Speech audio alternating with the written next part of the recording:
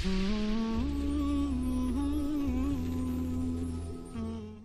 যে মুতাজিলা অথবা আশাইরা এইরকম ওস্তাদের কাছ থেকে কি এলেম শেখা যাবে? সে এলেম শেখা মাদ্রাসায় গিয়ে হোক, মাদ্রাসায় আশআরি পড়াচ্ছে, এলেম শেখা যাবে কি যাবে না?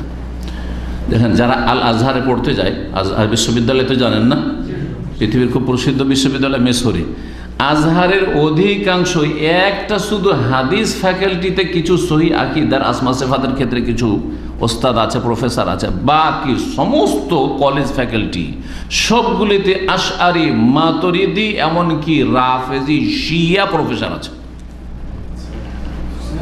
অবগতির জন্য বলছি যে মদিনা ইউনিভার্সিটিতে 4 মাযহাবের ফিকহ পড়া হয়। আমরা 4 মাযহাবের ফিকহ পড়েছি, হানাফি, শাফি, মালিকি, 4 মাযহাবের, 4টে হচ্ছে আহলে সুন্নাতের মাযহাব, ঠিক না?